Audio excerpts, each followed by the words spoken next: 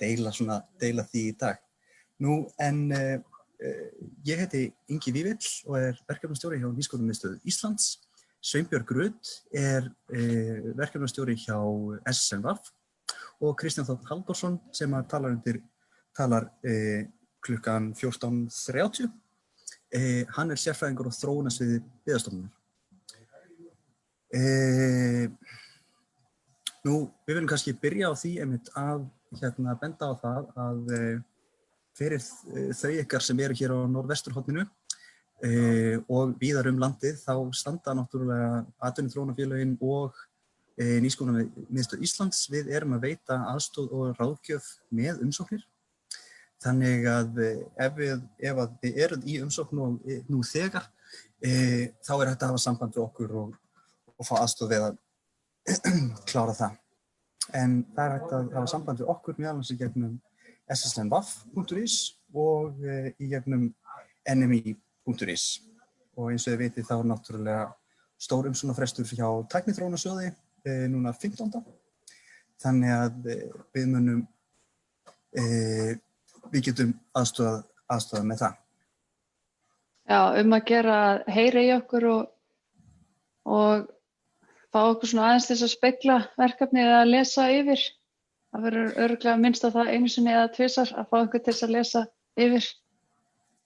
Já, akkurat. Og einmitt eins og það svona í fyrirlestur í dag, þá eru svona ýmis atriði sem við munum fara yfir aftur svona hér og þar og við mátum það sem svo að góð vísa væri aldrei of oft, eða sjaldan of oft kveðið. Varstu búin að minna á spurningarnar? Já, heyrðu, það ágætt að minnast einmitt á það að ef þið viljið senda inn spurningar á meðan á fyrirlesturinn stendur, þá gott að nota Q&A-knappinn og við munum semst taka við Sveinbjörg munum spjalla núna næstu 75 mínútur eða til klukkan korter yfir 2 og þá munum við taka snarpa lotu á spurningum og því sem að gæti annars brunnið á fólki. Þannig endilega bara henda þeim inn þegar þær kom upp. Og svo tökum við þær í lokin. Já. Nú, markmið vinnustofunnar í dag að við ætlum náttúrulega að reyna eftir fremsta megni að gefa þeim sem að innanhvort eru í umsóknarferli eða stefna á umsóknarferli svona hagnýtt ráð við gerð umsókna. Eins og þið vitið þá eru sjóðir náttúrulega jafn mismunandi og þeir eru margir með mismunandi forgangsatriði, með mismunandi kröfur. Þannig að við ætlum ekki að kafa beint inn í staka sjóði en meira horfa breitt á hvað það sem að einkennir vel unnar umsóknir og við byggjum þá reynslu okkar meðal annars af uppbyggingarsjóði Norðurland vestra, líka Tækniþróunarsjóði en sömuleiðis minni og stærri sjóðum. Nú, við ætlum að kynna til leiks nokkur verkfæri sem að geta einmitt styrkt umsóknir og greiningar sem þurfa að liggja að baki þeirri vinnu sem þið eru að fara að kynna og með því viljum við náttúrulega stóra markmiðið hjá okkur að bæta gæði umsókna og við viljum líka að umsækjendur auki hæfni sína í því að sækja styrki.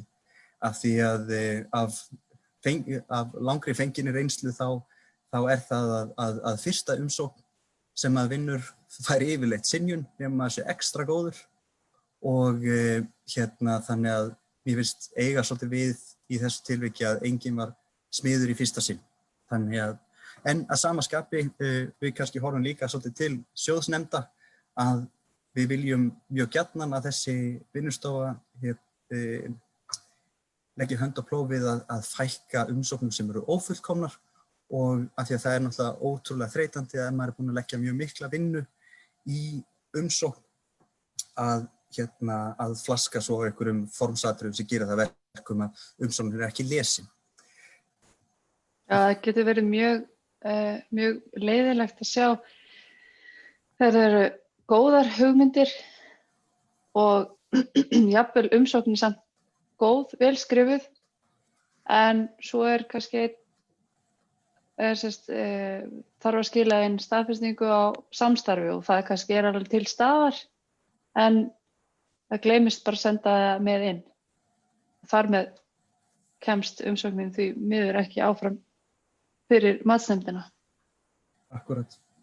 Og það einmitt þetta sko að því að eins og þeir sem að það fengist við umsóknarskrif þá vitum við að þetta gríðarlega tímafrekt og krefjandi ferli og þetta ekki, góð umsókn og umsókn yfir höfuð ekkert sem að hristir bara fram úr erminni. Þannig að við viljum kannski einmitt brýna það fyrir hlustendum að þegar við erum að senda inn umsóknir að við séum ekki að flaska á einhverju sem alveg brjálæðislega mikilvægt síðan.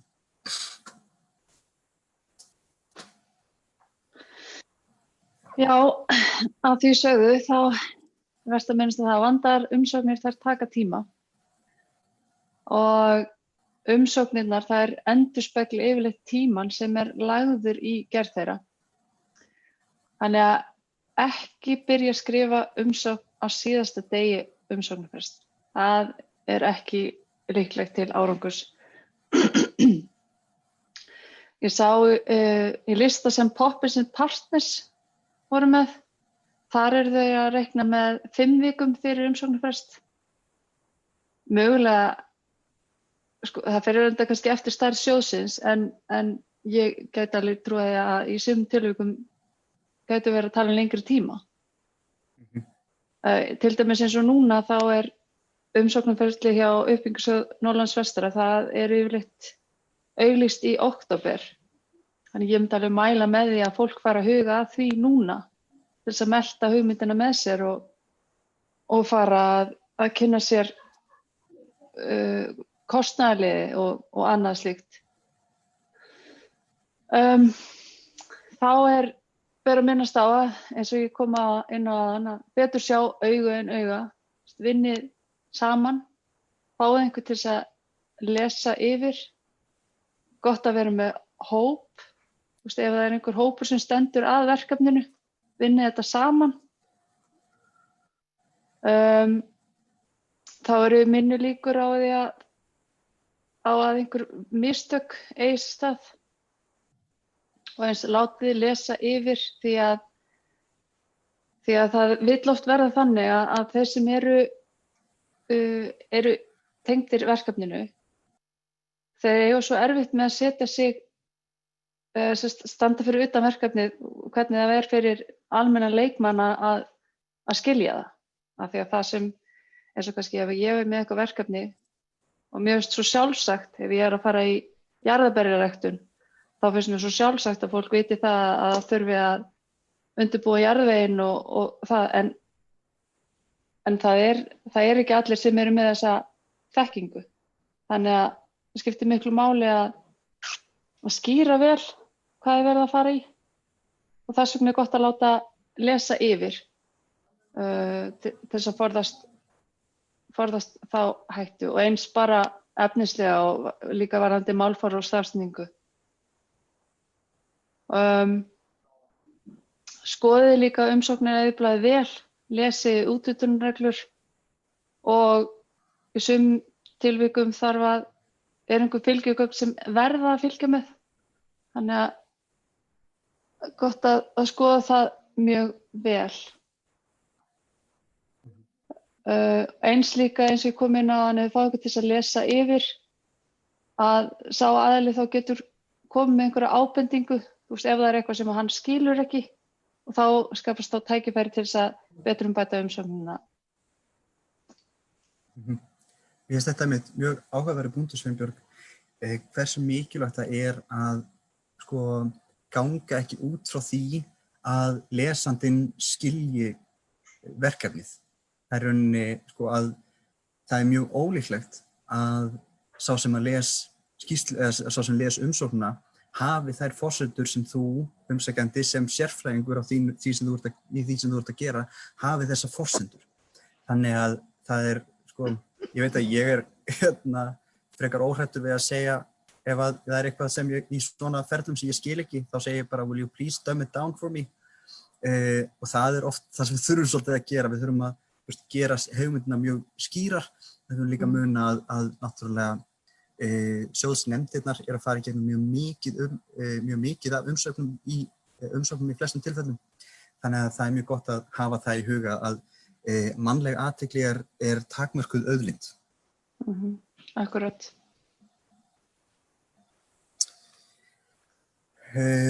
Nú, mig langar til að tala um þetta mikilvægi þess að vanda til verka.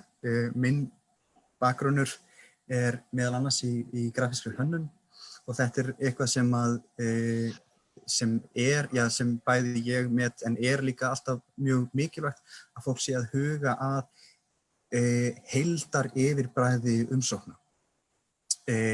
Af því að eins og með lang flesta sjóði og ef ekki bara alla, þá eru þetta samkeppnissjóðir.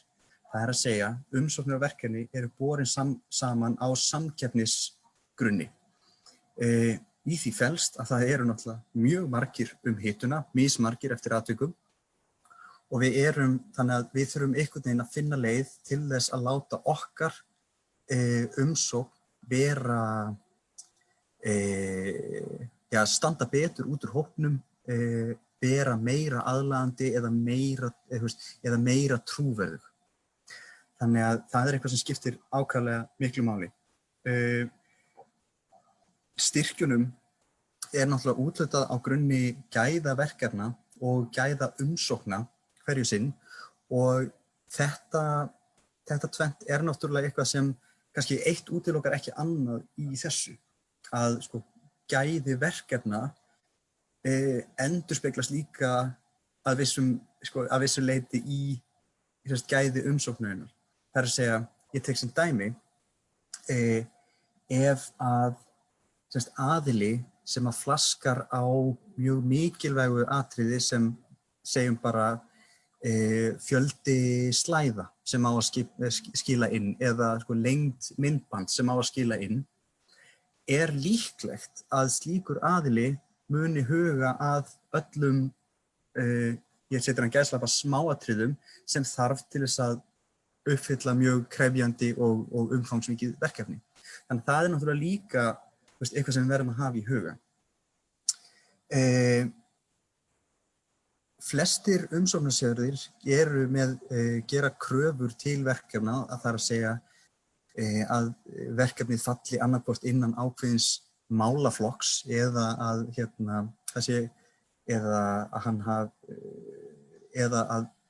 sem sagt umsóknin uppfylli einhverja ákveðnar formkröfur, ég nefni bæði myndband og slæður en svo náttúrulega líka sjóðir sem eru með þar til gerð umsóknir eyður blöð eða eyður form eða eitthvað þannig og að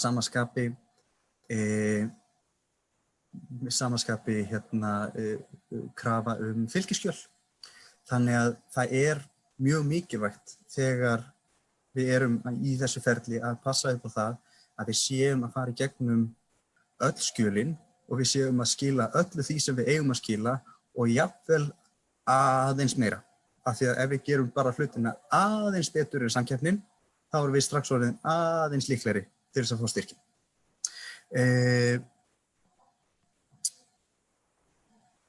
Ég vil líka bara rétt í lokin nefna það að í langflestum tilvikum, ef ekki öllum, þá áskilur nefndin sér rétt til að hafna öllum umsóknum ef að engin umsókn stenst gæði. Þannig að bara það að maður, ef að umsóknin er léleg, en hún er bara minna léleg en aðrar umsóknir, þá getur umsóknarnefnd hafnað bara öllum umsóknum. Þannig að það er ágætt að muna það líka en eins og ég segi að þessari vinnustofu lokinni þá finnst mér mjög ólíklegt að nokkur verði í þeim flokki. Bara svo ég komi inn á því að það sem varst að tala um að þessir umsóknarsjóðir gera kröfur til verkefna eins og til dæmis í uppbyggingarsjóði Norðurlands vestra. Þar eru umsækjendur beðnir að tengja við sóknaráætlun Norðurlands vestra og það er þá gott að geta farið inn í það skjal og tekið þá punkta sem eiga við þá umsókn og svo eins og þú varst með síðasta punktan þarna að leita aðstoðar ef eitthvað óljóst.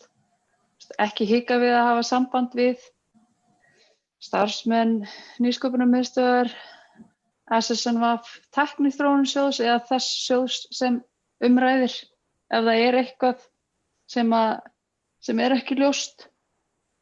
Bara ekki vera hrædd við að spyrja.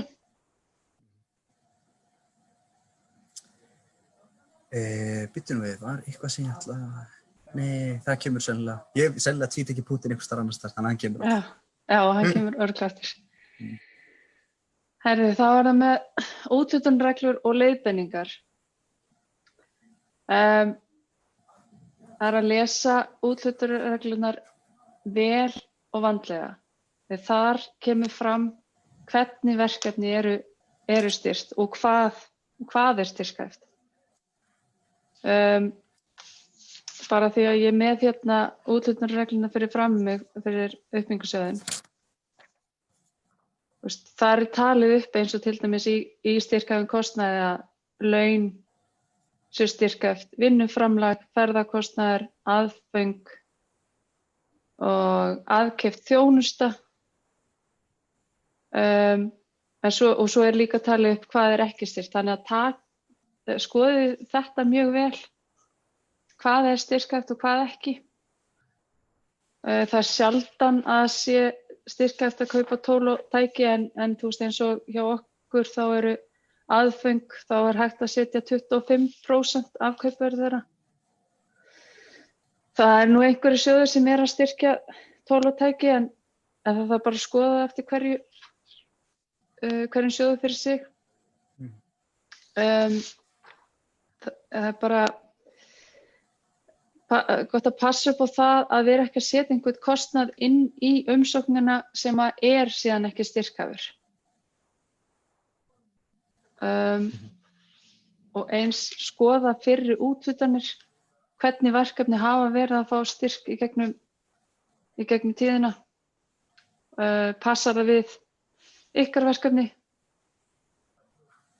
Og eins og Ingi vil koma inn á áðan, með nauðsynlegum fylgigögn, hvað þarf að láta fylgja með og eins og við komum inn áðan, staðfestingu og samstarfi. Það er allt og oft sem það gerist að það vanti staðfestingu. Þetta þarf ekki vera nema bara einn tölvupóstur. Og eins hvort munurinn semst á samstarfsaðila og þegar það er aðkeypt þjónusta, samstarfsaðili er að leggja eitthvað til verkefnisins, hann er semst fær ekki greitt á fyrir vinnuna. En aðkeypt þjónusta er þá bara verktaka vinna. Og þá eftir þessa yfirferð ætti þá að vera ljóst hvort að lögð er vinna í að gera umsóknina eða ekki. Fellur hún að kröfum sjóðsins. Og ég veist kannski, myndi langt einmitt að bæta við þetta að þarna getur verið mjög nytsamlegt að skoða fyrri úthlutanir viðkomandi sjóðs af því að þó að sjóðsnefndir séu breytilegar, náttúrulega sjóður er með sjóðsnefnd sem er kosin til ákveðins tíma og getur það líka verið breytilegt innan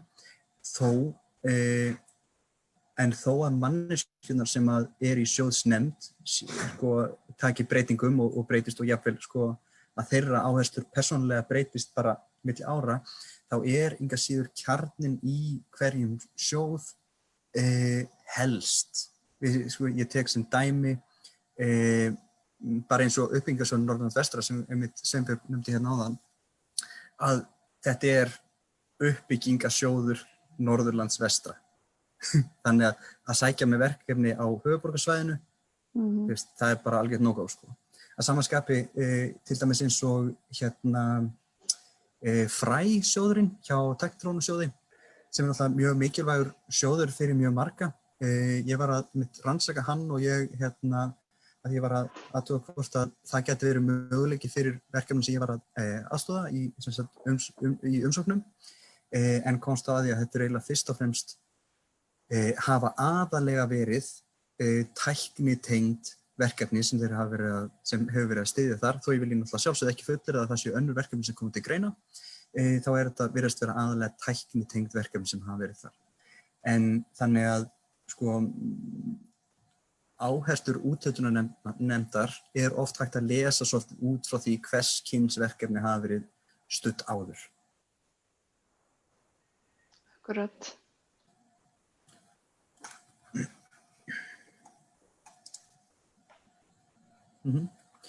Já, og við segjum hér að í umsóknin í grunninn sala og nú veit ég náttúrulega ekki hversu margir hafa prófað að fást við það að selja vörur eða þjónustu, en umsóknin eins og hún leggur sig í rauninni ykkar tækifæri til að ganga svolítið í augun á nefndinni og í þessu felst að við erum að sannfæra sjóðsnefnd og fulltrúa sjóðsins að verkefnið ykkar bæði mikilvægt og nytsamlegt.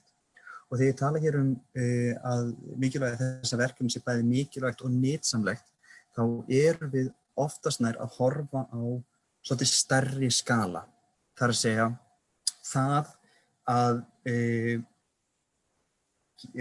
ég sem umsækjandi vilji fá stuðning til þess að stofna fyrirtæki í flestum tilfellum ekki nægileg ástæða til þess að sjóðsnefnd hugsi við ætlum að styrkja hann eða hana.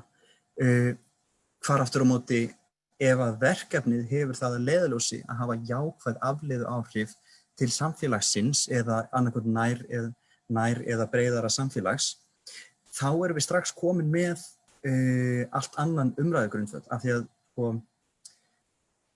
markmiðið ekki að þú sem einstaklingur getur með þessu haft salt í grautinn, jú vissulega það markmiðið í sjálfu sér, en stóra markmiðið afleiðuáhrif til samfélagsins.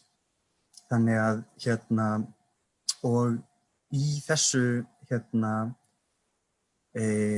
sá punktur tengist kannski ekki beint því að umsóknin sé í grunninn sala, en allavega að og til þess að ná þessum markmiðum okkar, þá þurfum við náttúrulega að undirbúa umsóknina á þann hátt að hún sé aðlaðandi og hún sé auðskilin. Þeir sem hafa fengist við sölu á vöru og þjónustu þekkja það að það er mjög erfitt að selja vöru eða þjónustu ef að viðskiptavinurinn skilur hann ekki, hvað það eða fattar hann ekki, það er mjög erfitt að selja hana. Þannig að það eitthvað sem við þurfum að hafa í huga líka.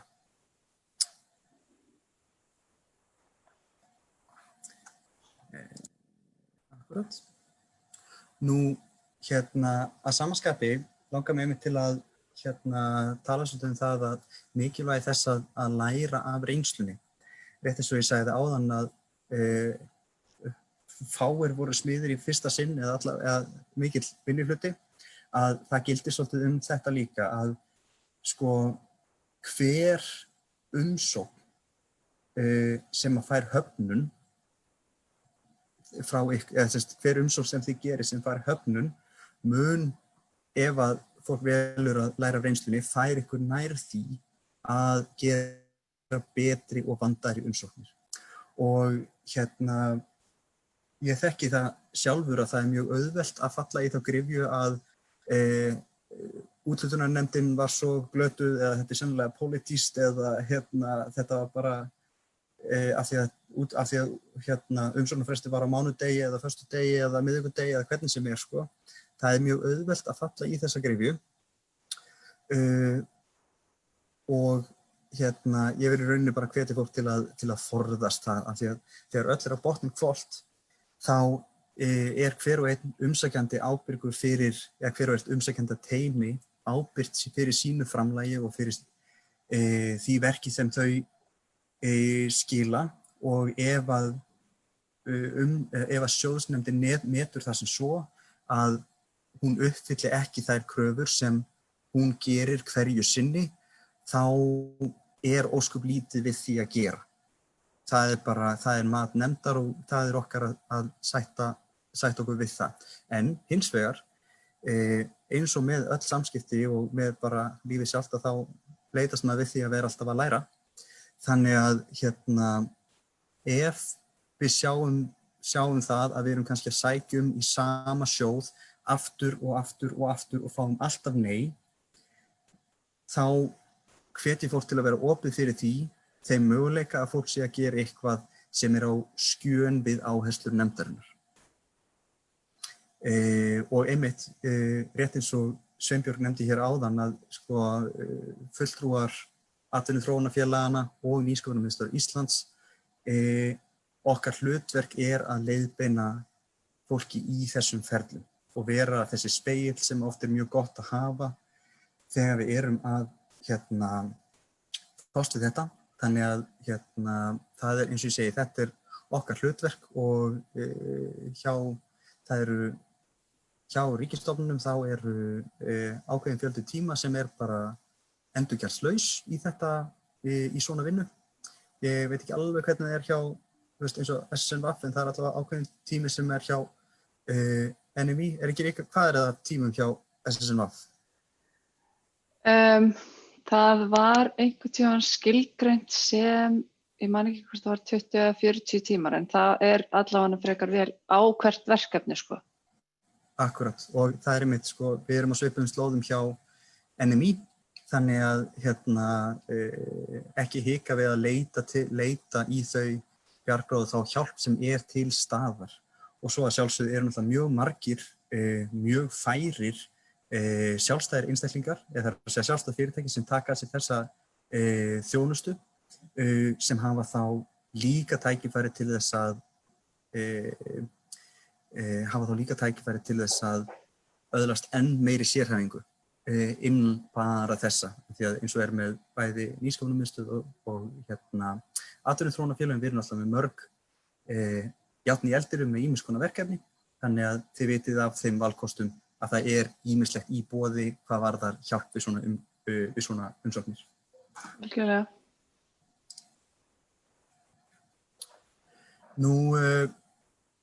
Rétt eins og ég nefndi áðan að yfirbragð umsókna almennt skiptir alveg rosalega miklu máli og þarna eru 3 atriði sem okkur langar aðeins til að koma inn á. Annars vegar á einn veginn er það trúverðugleiki, raunsæi og náttúrulega jákvæðni. Eins og ég sagði áðan, þá er náttúrulega okkar hlutverk sem umsækjanda er það að sannfæra úthlutunarnefndum að verkefnið sé ekki aðeins þarft og mikilvægt, heldur líka að þetta verkefni geti og muni líklega verða að veruleika.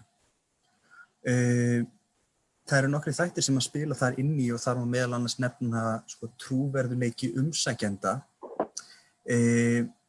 Ég segi, ef ég með menntun í hönnun og leikhúsfræði myndi sækja með nýjung í líftækni, aleinn og óstuddur, þá myndi sjóðsnefnd sennilega setja eitthvað spurningamerki við það. Hvaða færni hefur þessi einstaklingur til þess að láta þetta verkefni verða veruleika. Og þó að gamalkunna fake it till you make it, þó að það eigi í sömu tilfellum við, þá er eiginlega ekki hægt að segja það í þessu tilviki nema svona bara takmörkuðu leyti. Þannig að trúverðugleiki er algjört alfa og omega í þessu og þegar við tölum trúverðugleika þá er náttúrulega líka raunsæi í allri áætlanagerð. Ég tek sem dæmi að það er mjög mikilvægt að vera ekki að setja inn í budget bara einhverjar háar tölur og setja síðan eitthvað stórt regnhlífarhugtak yfir það. Segjum sem dæmi, við sækjum 300.000 í markaðssókn og svo ekkert meira. Og svo myndi kannski fylgja með að við ætlum að vera á Facebook og við ætlum að vera á Instagram. Og sko þarna fyrir sjóðsnefnd eru ákaflega mörg skref á milli sem ekki alveg hægt að rökstyðja bara með orðunum við ætlum að vera á Facebook og Instagram. Hvað ætlið þið að gera? Þannig að í málaflokki sem væri svona það takmarkaður eins og til dæmis markaðssókn, því að það eru náttúrulega sjóðir sem eru að styrkja markaðssóknir,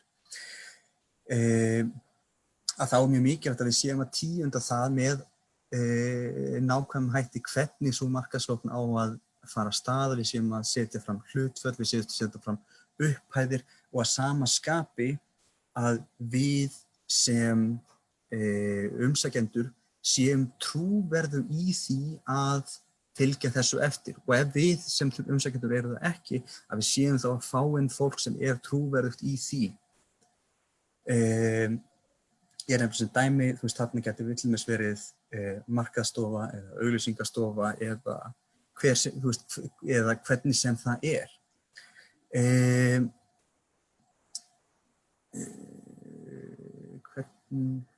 Eins og varst áðan að tala með að þú myndir sækja þetta líftækni verkefni og eins með þennan trúverðuleika að þú getur alveg sótt þetta verkefni ef þú ert bara með eitthvað með þér í liði, annarkvæmt sem samstarfsaðila eða hvernig það sem kemur inn með þessa þekkingu sem vantar. Nákvæmlega. Og þar einmitt kemur líka svolítið inn á að hver og einn í teiminu, ef að ræða teimi, að hver og einn sér einmitt hafi innistæðu fyrir þeirri þekkingu sem að viðkomandi að gefast út fyrir að leggja til verkefnisins. Eins og ég segi, ég væri mjög ótrúverðugur kandidat í líftækniverkefni, þar að segja sjá þróunarhlutann, en í markaðssetningarhlutanum gæti ég verið góður kandidat. Þannig að þetta skiptir svolítið máli hvaða hlut, við erum ekki að útiloka það að fólk sé að sækja með einhver verkefni af því að það sé ekki akkúrat sérfræðingar í því, en sú þekking og sú færni sem fólk kemur með inn í verkefnið verður að vera relevant fyrir verkefnið í heild. Það að segja að þetta á ensku talað pulling your weight, þannig að mér finnst það kannski ágætt í því samhengi, en verið raunsæ og nákvæm er næsti punktur sem ég langar til að tala eins að sjóðsnefndin mun fara yfir umsóknina og velta fyrir sér verkefnið í heild raunhæft, líklegt að við munum sjá þessa vöru, þessa þjónustu eða þetta átak verða að veruleika. Af því að og þarna munu sjóðsnefndir einmitt alltaf grandskoða svolítið verkefnið að tikka í þau box sem eru okkar matsatriði sem eru venjulega mjög vel unnin, einmitt með það að leiðarljósi að það séu bara lífvænleg og góð verkefni sem komast í gegn.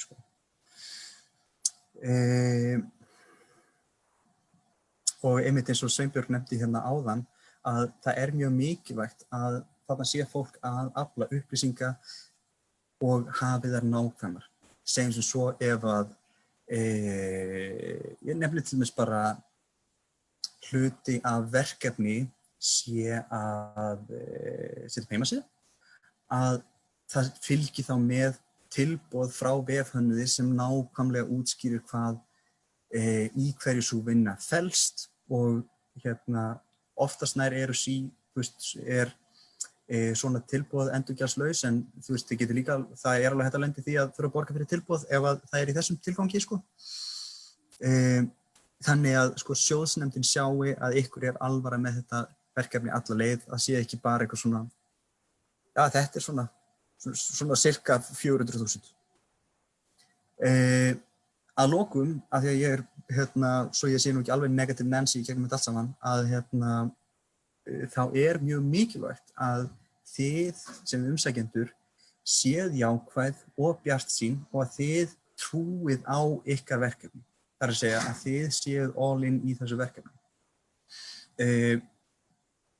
Sjóðsnefndir, nú tala ég hérna sjóðsnefndir sem einhvers konar órætt safnheiti, en þetta er að baki hverjum sjóði stendur að sjálfsögðu fólk, manneskjur með tilfinningar. Og við skynjum það alveg, það skynja það allir ef að það er tilfinning í verkefnu, ef það er hjartaverkefni, ef það er eitthvað sem að stendur fólki mjög nær og það er fólki mjög mikið hjartansmál að verkefni fái brautargöngu, þá getur það líka haft áhrif á að sjóðsnefnd dæmi ykkur í vil og í svona jaðartilfellum væri sjóðsnefnd jafnvel til í að horfa fram hjá einhverjum göllum af því að hún hefur trú á fólkinu sem að gerir þessa umsókn.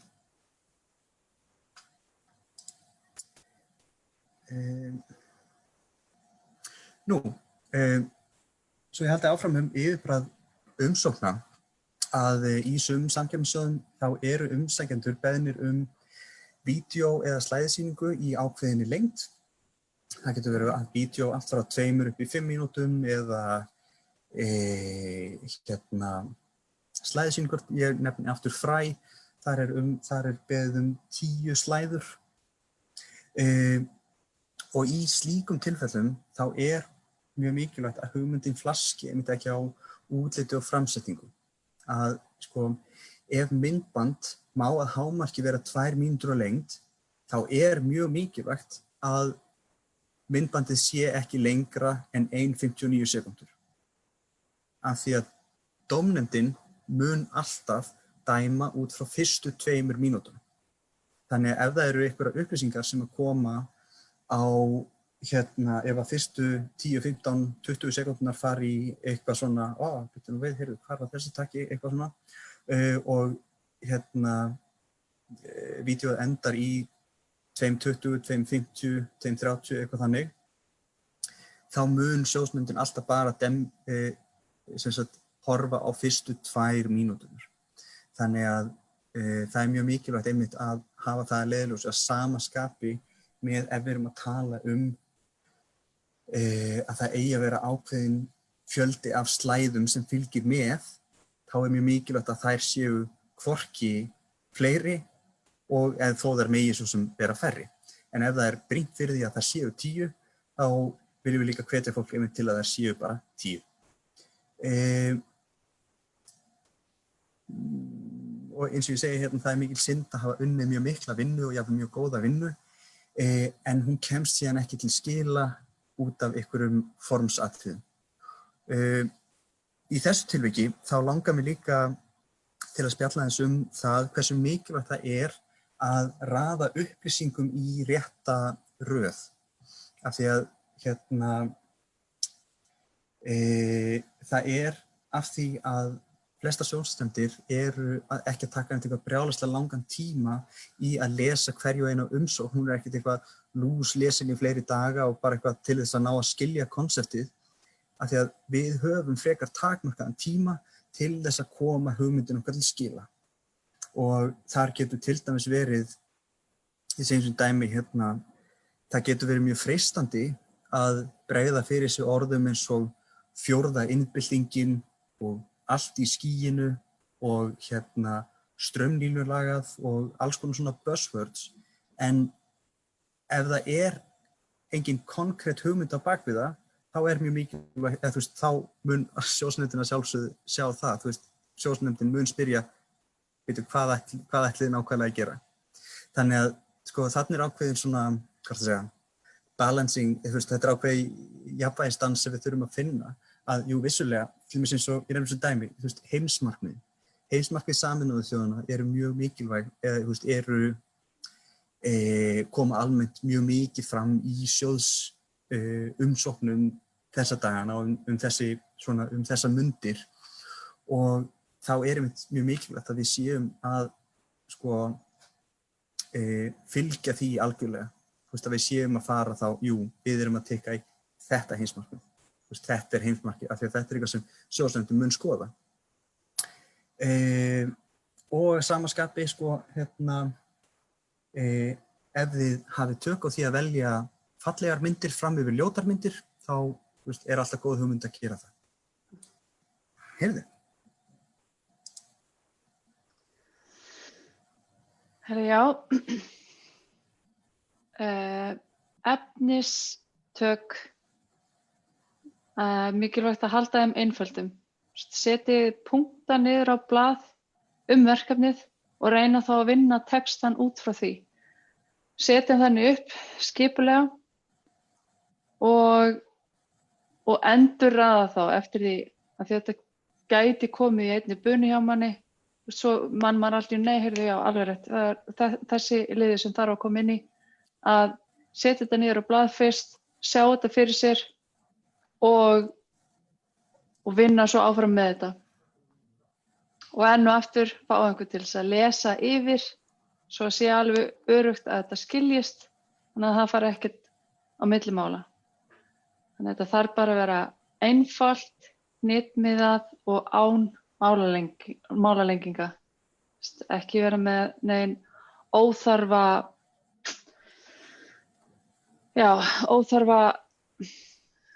tískuorð eins og Ingi kom inn á, ef það hjálpar þér ekki, ef það á ekki við í umsókninni. Bara halda sig við efnið. Og er eitthvað kannski sem þú vildi bæta meiri við hérna, Ingi? Já, kannski einmitt bara að því leyti að það öll þessi, jú, við getum talað tískuorð eða buzzwords eða eitthvað þannig. Það er náttúrulega ástæðan fyrir því að þessi orð eiga upp á pallborðið, af því að þau eru eitthvað sem að skilgreina það sem er í gangi.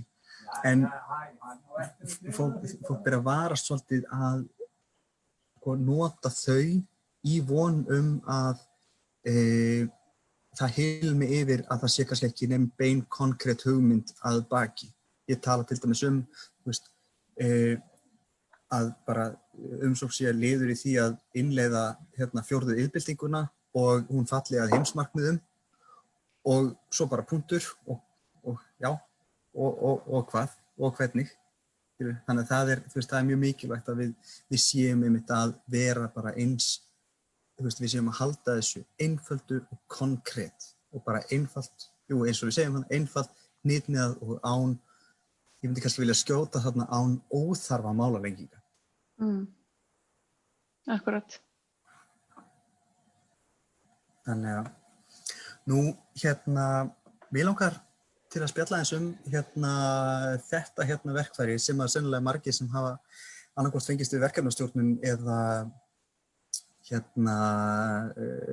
einhvers konar greiningavinnu kannast við, en það er náttúrulega þessi SWOT-greining og bæði getur svona SWOT-greining styrkt umsóknir ef að SWOT-greining er sett inn sem til dæmis fylgiskjal eða sem aukaskjal í fylgiskjalapakka. Að SWOT-greining gengur rauninni út á það að skilgreina verkefni út frá 4 ásum eða drifkröftum sem geta haft áhrif á afdrif verkefnisins. Þannig að og SWOT stendur fyrir, þetta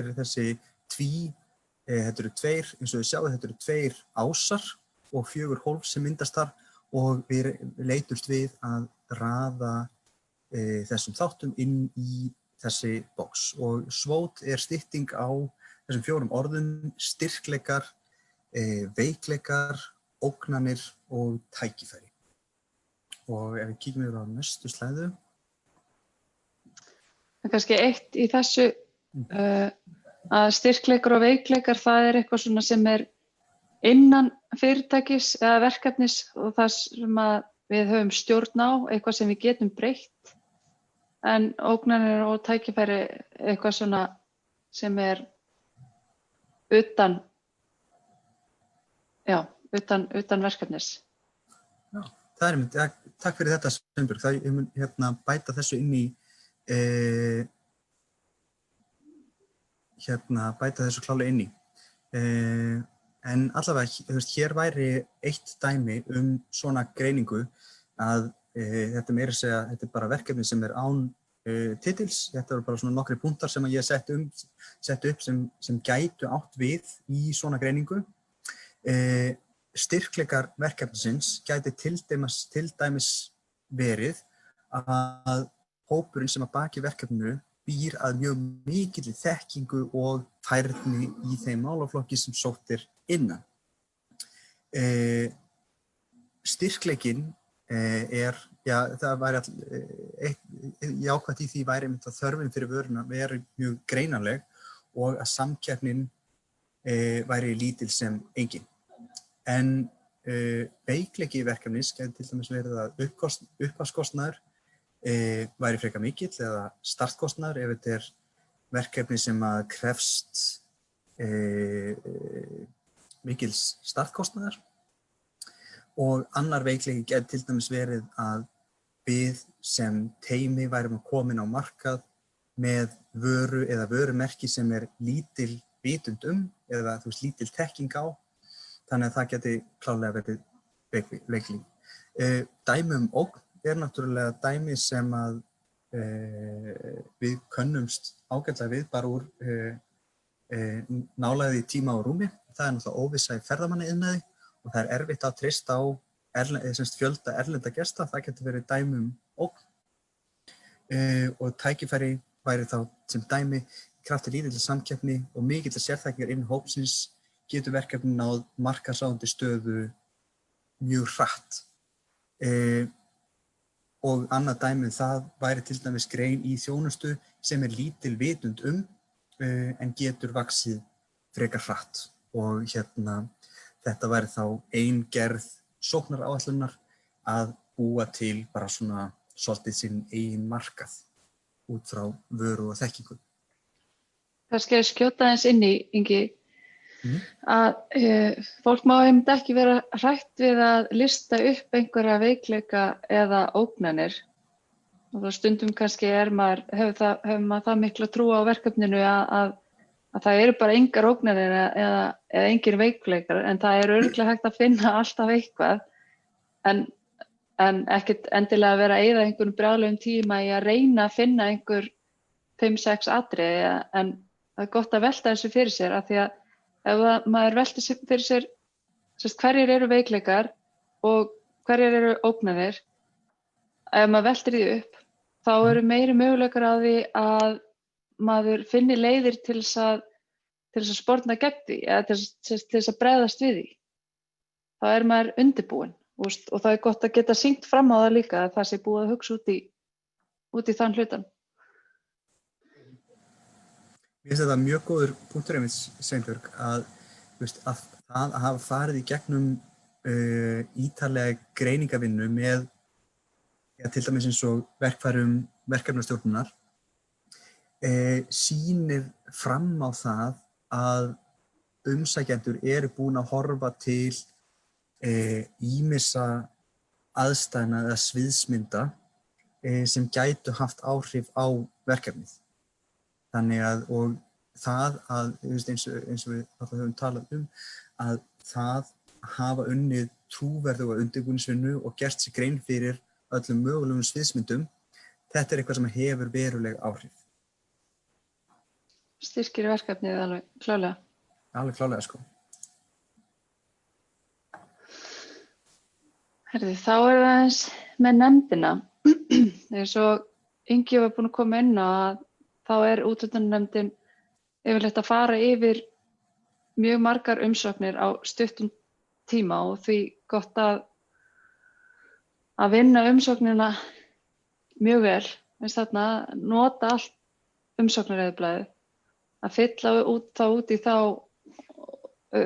þau box sem að eiga við og ekki að vísa bara alltaf í fylgiskjöl, segjum sem svo að þeir eru búin að vinna einhverja mjög flotta viðskiptaáætlun og það eru allar upplýsingar það. Gott að láta það fylgja með en að í umsóknareyðublaðinu komi fram sá texti sem á við, af því að fylgiskjölin eiga bara að vera ítarefni. Og það er gott að láta það fylgja með en að í umsóknareyðublaðinu komi fram sá texti sem á við, af því að fylgiskjölin eiga bara að vera ítarefni. Og það er gott að láta það fylgja með en að í umsóknareyðublaðinu komi fram sá texti sem á við, af því að fylgiskjölin eiga bara að vera ítarefni. umsóknin sjálf þarf að geta staðið ein og sér. Og þá, þá þurfum við ekki að láta nefndina sjálfa eða nefndarmenn vera að leita að þeim upplýsingum sem þeir eru að sækjast eftir, þegar það ætti að vera bara á þeim stað sem til er ætlaður í umsókninni. Já, þá upplýsingar, hafa skýrar, góðar, bara eins og ég myndi að hafa ekki séð þetta áður, sem hafa náttúrulega ekki, í flestum tilvikum ekki gert. Gera vel grein fyrir hver ávinningurinn af verkefninu og skrifa umsóknina þannig að hún á eftir að skiljast. Og það enn og aftur, fá einhvern til að lesa yfir, því að það alltaf, svo kannski ef ég með eitthvað verkefni, ég búin að, ég með það í hausnum, hvernig ég vil ætla að framkvæma það og gleyma ekki að skrifa niður alla verkliði. Ef ég til dæmis að fara í ræktun, hvað þarf að gera til þess að það verkefni fara af stað? Það þarf að plægja eitthvað svæði, það sem á sá ofan í, og það þarf að kannski að tína upp einhverju steina, ég veit það ekki, og svo þarf að sá einhverju og allt þetta. Svo að þið sjáu hvaða verkliði þarf að fara í gegnum. Og eins og fram hefur komið áður, setja fram raunhæfa kostnaðartölur, fá tilboð og láta tilboðin fylgja með eins og komið áður. Það styrkir alltaf umsóknina að sjá að það eru raunhæfar tölur á bakvið og útskýra það vel líka. Það oft pláss. Nú ég bara að tala eins og umsóknarblað fyrir SSNV að nei, það ekki þar, það annar sjóður sem ég var með. Allavega. Þar var hægt að, það var svona kostnaðaráætlun, það sem sett inn í tölunar, en svo hægt að útskýra fyrir neðan hvað innifælið í hverju tölu fyrir sig. Þannig eins og segir, ekki henda fram bara einhverju tölu, heldur sýna fram á að það búið að vinna undirbúningsvinna, það búið að kanna hvaða upphæð á við, hvað þetta kostar, og þá verkefni verður trúverðugra fyrir vikið. Ég fæ kannski að bæta við þetta að ég sat ansi áhugaverðan fyrirlestur hjá nafna mínum hjá Carolina Fund, og hann var að segja frá því þegar þeir voru á sínum upphafsskrefum að sækjum í tækniþróunarsjóð, að þeir fengu alltaf höfnun til að byrja, þeir fengu höfnun til að byrja með, og þeir voru svona, what? Þeir skilji bara ekki hvað verið miklu snillingar, það var svona það fyrsta. En svo fóru þeir að skoða og fengu annað álit á því sem af hverju þeir gætu mögulega hafa fengið höfnun, var að kostnaðaráætlanir og sömuleiðis tekjuáætlanir voru bara frekar óraunhæfar miðað við núverandi stöðu verkefnisins. Það að segja,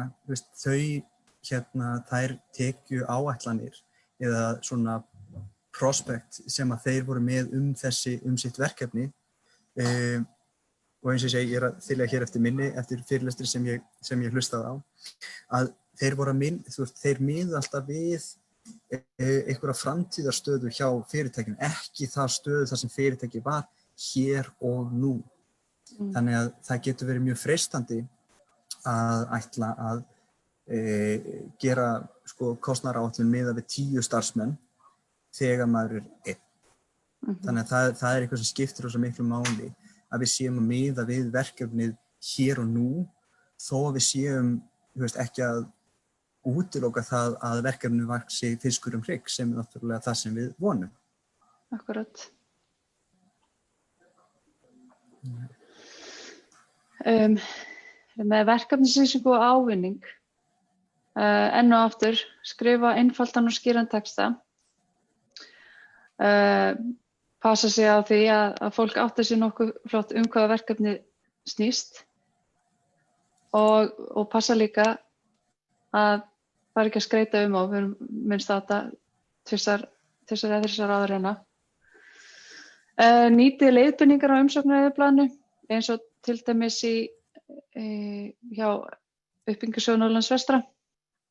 Að þar alltaf svona leiðbeinandi texti fyrir hvert textabox eftir hverju er verið að kalla. Ef hann er ekki, ef þið skiljið samt ekki eftir hverju er verið að kalla, hafið þá bara samband, þá er hægt að útskýra það betur. Það tekur ekki nema eitt símtal eða svo. Beinið sjónum að verkefninu sjálfu. Í verkefnislýsinguna á að koma fram allt sem snýr að verkefninu og framkvæmd verkefnisins. Og passi vel að lýsa öllum verkferlum án þess að fara í óþarfa langlökur. Eins og til dæmis með jarðarberjaræktun, svo ég taki sem dæmi. Ertu með húsnæði, þarf að fara í jarðvegsvinnu, efni sem þarf til að koma ræktunin á stað, hvað er uppskerutímabil langt og svo framvegis. Og með ávinningin, það vefst stundum fyrir fólki hvað er átt við með ávinning, en það getur til dæmis verið fjölgun starfa, hvort sem það eru hlutastörf eða heilsársstörf. Er það ný þjónusta sem er að koma á markað eða vara, nýjar tæknilegar lausnir eða eitthvað sem sjáið eða verði til í lok verkefnisins.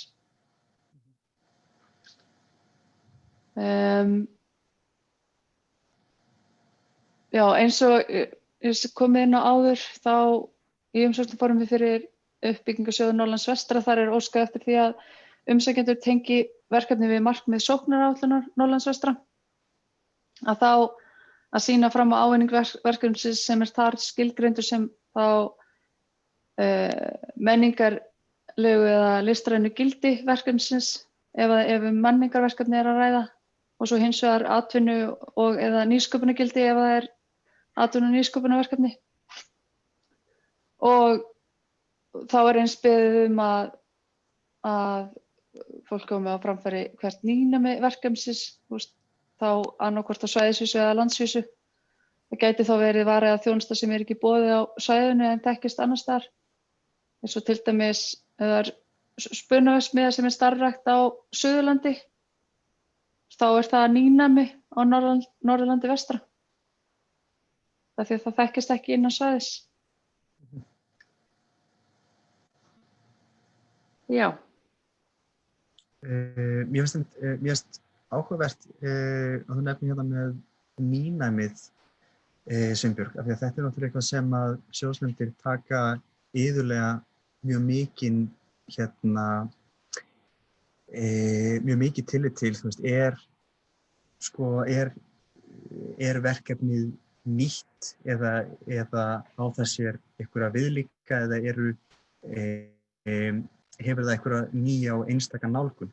Og í því tilviki vil ég kannski einmitt nefna að það þurfa ekki allir að vera að gera sjálfvökvandi, þara, bíó, eitthvað svona mjög flókið sem hefur aldrei nokkurn tímann sést áður á plánetunni jörð, af því að nýnæmi er líka staðbundið. Það er að segja, ef það hefur aldrei verið þjónusta X í bæjarfélagi Y, þá er það mjög mikið nýnæmi innan þess staðar. Þannig að nýnæmi er líka kannski svolítið, það er þetta nota orðið afstætt í því. Þannig að við erum líka að horfa á, erum við að svara ákveðinni þörf. Þannig að þetta er svona dýnamískt samband þar á milli og mér finnst einmitt áhugavert þessi síðustu punktar sem þú kemur inn á Sveinbjörg með efnahagslegan og samfélagslegan ávinning að ég held að ég geti fullyrt að það sé flestum ef ekki öllum umsóknum til hagsbóta að tala samfélagslegan ávinning í einu eða öðru formi. Af því að sko, eins og ég nefndi í byrjun þegar ég var að spjalla að þó að það að umsækjandi fái salt í grautinn sé vissulega markmið í sjálfum sér og sko, mikilvægt í því skyni að verkefni verða að veruleika, að viðkomandi geti haft af því tekjur eða einhvers konar ávinning, þá stóra markmið í flestum ef ekki öllum tilvikum stærra. Það markmið sjóðanna að styðja við þessi stærri heildstæðu verkefni. Akkurat. Nú, jú, þetta ég eða ekki? Jú? Nei, þetta ég. Nei, fyrirgefðu. Sorry. Það verk og tímaáætlun. Það þarf að vanda að gera trúverðugar tímaáætlanir. Verkefnin taka oftast lengri tíma en fólk heldur. Og það þarf að huga að utanaðkomandi aðstæðum. Einhver aðkeypt þjónusta af þriðja aðila sem þarf til að verkefni verða að veruleika. Og gott að skipta verkefninu upp í verkþætti. Hvenær vinnan hefst sirka og hvenær henni lýkur. En það byggist náttúrulega líka á því aðkeypt þjónusta í þeim verkhluta eða ekki. Og þá komið einhvers konar vinnuplan sem hægt að vinna eftir. Og þá eins að tilgreina þá einhverjar sérstakar tímasetningar sem áætlaðar þegar að til dæmis þennan dag verður heimasíðan opnuð eða þennan dag fer varan í verslanir. Og þá hægt að nota það líka sem svona svo sletti milestones eða vörður, já, sem hægt að vinna að.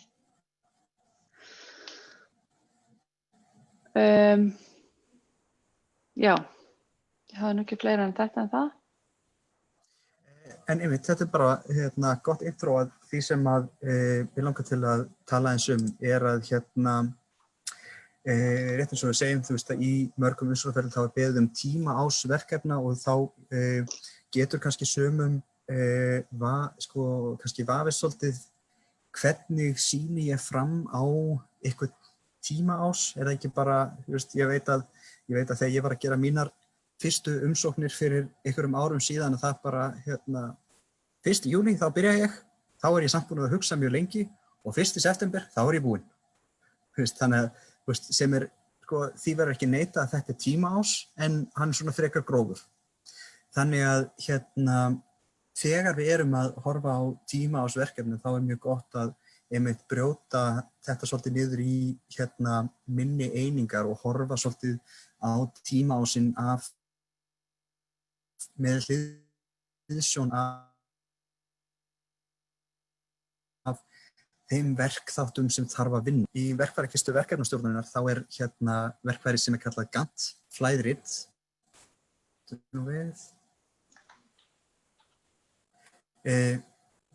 Gantt flæðrit sem svona myndræn leið til að fá yfirlit yfir verkhluta verkefnis. Og ég segi og þeir sem eru skráðir á bit.ly/betri umsóknir, þeir fá sent svona ansi fínt skjal sem til innfyllingar og þá svona, þá slær maður inn tíma ás og hann virkar á móti.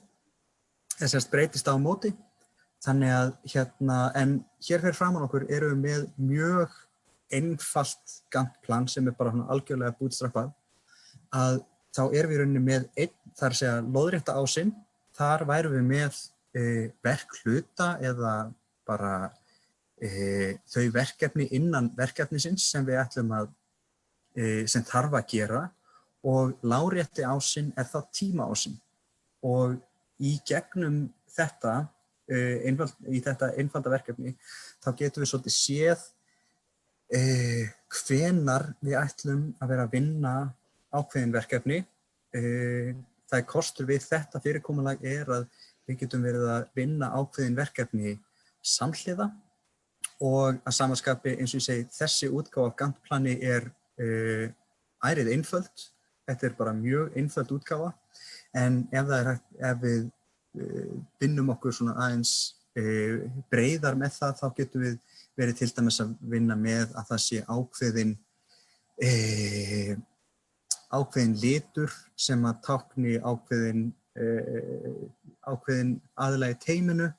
Við getum verið að vinna með að litir tákni að verkefni sé lokið eða ólokið og eins og ég segi því að þeir sem skrá sig inn á bit.ly/betri umsóknir fá sent svona skjal sem mjög þægilegt að fylla inn í bara. Og eins og ég segi, þetta getur verið svona ein leið bæði fyrir ykkur sem umsækjendur til þess að fá yfirlit yfir hvernig þurfum við að vinna verkefnið en líka svo að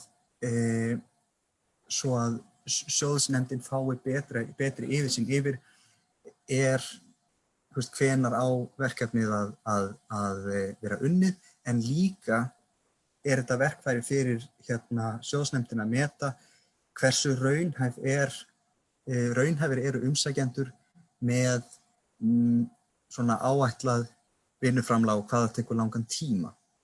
Þannig að eins og ég segi það getur verið mjög freistandi að vinna allt verkið á 1 mánuði en ég tala af reynslu að það ég á ennþá eftir að upplifa það verkefni sem ekki tekur lengri tíma en áætlað var. Þannig að ég held við þurfum líka aðeins að fara að spýta í lófana Sveinbjörg svo við höldum okkur á réttum tíma. Já, mér syns það. Bara aðeins aftur með kostnaðaráætlun aftur fáið tilboð í stakaverkli þannig að fáið líka raunhæfri mynd á heildarkostnaðinn. Ekki áætla ég held að það sé kannski 200.000 svo fáið tilboð og það 450.000. Það kannski setur allt verkefnið úr skorðum. Skoðið kostnaðaráætlun út frá verkliðum, skiptið upp í ákveðna þætti eins og kostina áðan með markaðssetningu.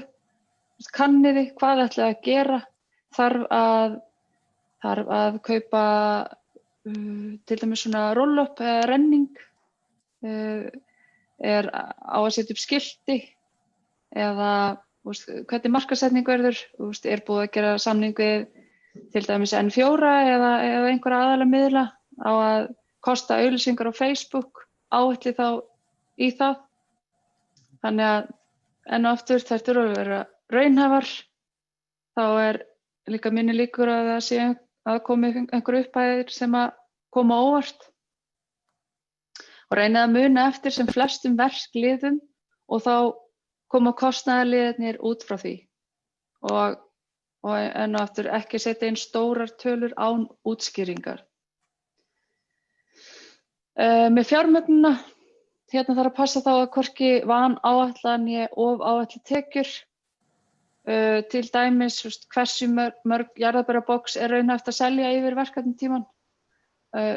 Það hægt að kalla eftir upplýsingum frá öðrum sem að starfa innan greinarnar. Það kannski einhverjir sem eru tilbúnir til þess að gefa upp einhverjar tölur.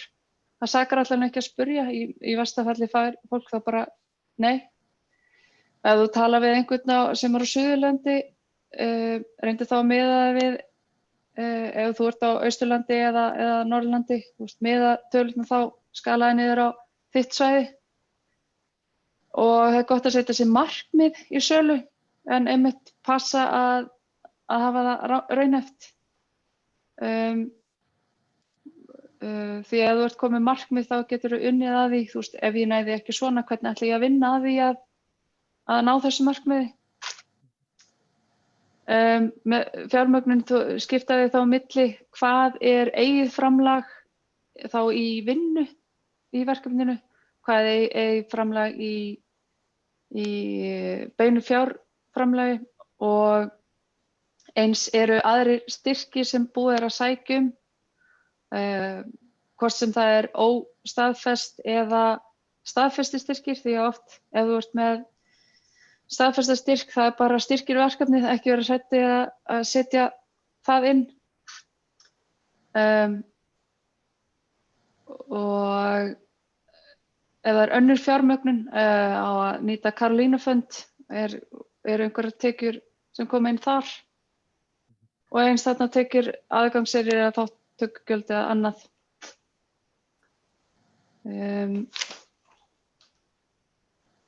Já. Já, einmitt bara í framhald af þessu að sko náttúrulega upphæðir sjóða eru mismunandi í takt við að sjóðir eru misstórir.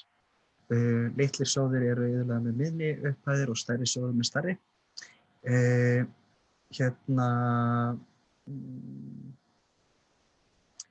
Í því tilviki finnst mér mikilvægt að brýna fyrir fólki að fólk sæki með raunhæfa upphæð, að fólk sé að sko sækjum með upphæð sem að rýmist innan þess ramma eða þess norms sem að sjóðurinn er venjulega stunda. Það er að segja, ef að sjóður er venjulega í upphæðum 100 til 200.000, þá er svona ólíklegt að maður nái brautagöngu með að sækja með 1 milljón. En eins og ég segi, það er allur gangur þar á og venjulega eru sjóðir með svona allnokkurn sveigjanleika hvað þetta varðar. Að sama skapi vil ég líka brýna það fyrir fólki að sko það er mjög gott að gefa sjóðsnefndinni líka svolítið frelsi, skilurðu, að sko ef að sjóðsnefnd fær inn á borð til sín umsókn sem er 2 milljónir all or nothing, þá eru sjóðsnefndinni svolítið mikla skorður settar. Það er bara, þú veist, þeir kannski sjá á borðinu verkefni sem er mjög lífvænlegt og bara virkilega spennandi, en þessi upphæð sem sótt er utan sko þeirra marka sem sjóðurinn hefur úr að vinna per verkefni. Þannig að það getur verið sko gott að deila verkefnum svolítið upp á þann hátt að sú fjárhæð sem að sjóðurinn þá annarkvort, af því að í sumum tilfellum þá lendir maður í því að fá ekki fulla umsótta upphæð en fá kannski hluta þeirra. Það er að segja að gefa sjóðnum líka tækifæri til þess að meta, ok, við ætlum ekki að láta ykkur hafa 2 milljónir, en við erum tilbúin að láta ykkur hafa 500 eða 700.000 í þennan afmarkaða hluta verkefnisins og það er það sem við viljum leggja til. Þannig að þetta er eitthvað sem að við getur verið gott að gefa sjóðsnefndum svona möguleika á að geta svolítið valið að hafna innan verkefnisins líka, sko.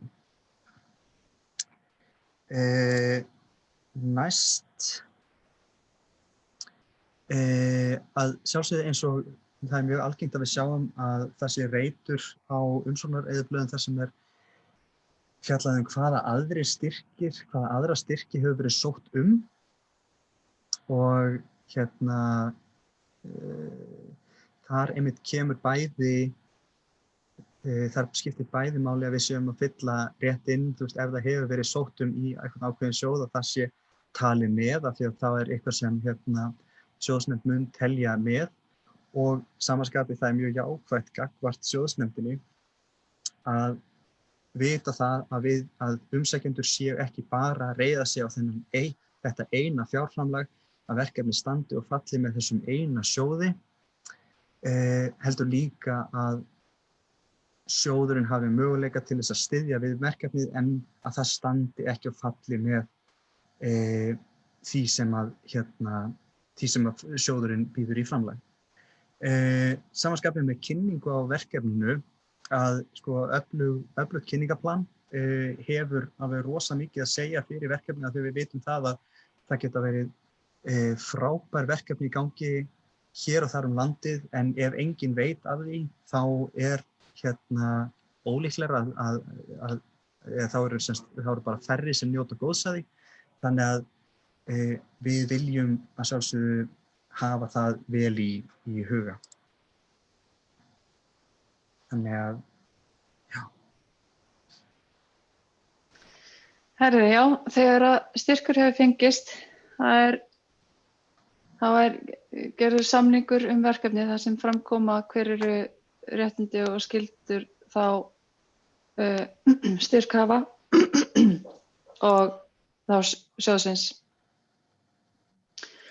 Þetta getur verið mismunandi eftir sjóðum, hvernig greiðslufyrirkomulag og ábyrgð styrkþega og varðandi skýrsluskil og getur líka farið eftir hver upphæðin er.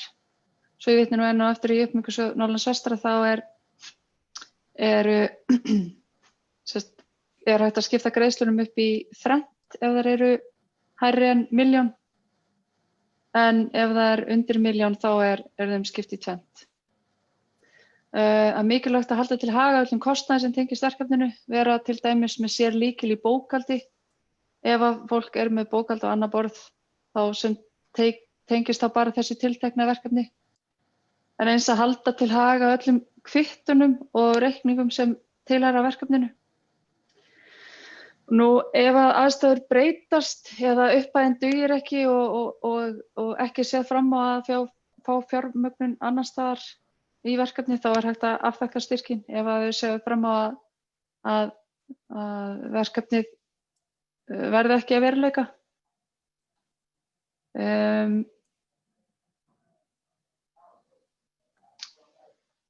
Og hafið í huga að verkefnisstjóri er ábyrgur fyrir framgangi verkefnisins.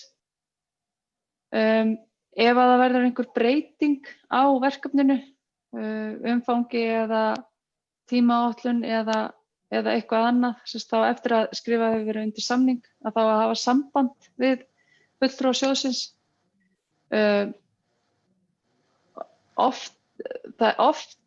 Oftar en ekki er það þannig að verkefni breytast. Það er lagt af stað með eitthvað ákveðið plan, en það er algengara en ekki að verkefni breytist að einhverju leyti. En það er bara góð regla að hafa samband svo að allt sé á yfirborðinu og á hreinu gagnvart báðum aðilum. Ég held einmitt að það virkir ykkur í fram ég held einmitt að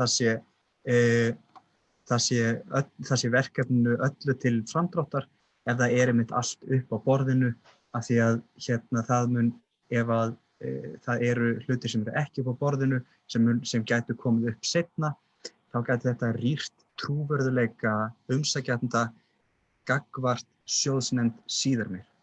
Akkurat. Og svo eins líka sem að koma inn á eins og þær aðstöður sem á að skapast núna með COVID að þetta eru teknar tillit til þeirra aðstæður sem eru í þjóðfélaginu núna en það getur verið þannig að sum verkefni bara hreinlega færast yfir á næsta ár en bara hafa samband og ræða þetta við þá fulltrúa sjóðsins og muna eftir að eins og síðasti punkturinn að styrktaraðilar eiga kröfu á að þeirra sem geti í kynningarefni fyrir verkefnið að eðlilega vill þetta oft gleymast en bara svona reyna að hafa þetta í huga. Og einmitt það þarf ekkert alltaf að vera með einhverjum mjög brjálæslega fyrirferðarmiklum hætti en það er svona ákveð, þú veist, mér finnst það líka svona spurningum ákveð etikett, skilur þú veist, það er ef að sjóður hefur sett fjármagn inn í verkefni að þessi getið, sko. Þannig að mér finnst þetta svona ákveðin kurteisi, sko. Akkurat. Nú, framvindu og eða lokaskýrsla. Þannig að lokagreiðslan fer fram eftir að lokaskýrslu hefur verið skilað og hún þá samþykkt. Og eins og ég minntist á áðan að ef að þetta eru það þar sem hægt að fá greitt eftir framvindu skýrslu, þá þarf að skila henni inn til þess að fá eins og með uppbyggingarsjóð Norðurlands vestra, að þá þessu skipt þannig að 30% greitt út strax og svo 70% þegar að 70% af verkefninu lokið og svo eða 70%, þá meina ég næstu 40% og svo síðustu 30% við lok verkefnisins. Lokaskýrslan þarf að geta staðið ein og sér líka, ekki vera að vitna í umsóknum þar. Hún þarf að geta staðið sjálfstætt og gefið heildarmynd þá af verkefninu, hvernig það byrjaði og hvernig framvindan var. Og ég held einmitt að ég geti fullyrt að þarna séu flestir sjóðir bara mjög áhugasamir að fá að vera með í ferlinu, alltaf sjálfsögðu mismunandi eftir sjóðum, en einmitt að með í því ef það verður einhverjar breytingar á verkefninu, það eitthvað sem þarf að breytast, að þau séu með í þeirri ákvarðanatöku. Þannig að endilega hafið samband við fulltrúa sjóðsins ef það eitthvað sem vefst fyrir okkur, sko. Nú þá komið að síðustu slæðinni í bili áður en við gefum Kristjáni orðið. Ég sé það, ég að tjekka á Q&A, þannig að það ekki borið spurningar. Ég sé að það eitthvað á Facebook. Þannig að við tökum þetta bara svona eftir behag líka svo við förum ekki mikið í tíman. En það sem ég vil kannski segja bara hér að það æfing að skrifa góðar umsóknir. Þetta bara ferli sem tekur tíma og ég vil hvetja alla einmitt til þess að læra af reynslunni. Það algjör óþarfi að gera sömu mistökin mjög oft og á þörfum stundum. Þannig að hver höfnuð umsókn mun færa ykkur nær því að gera umsókn sem nær árangri. Þannig að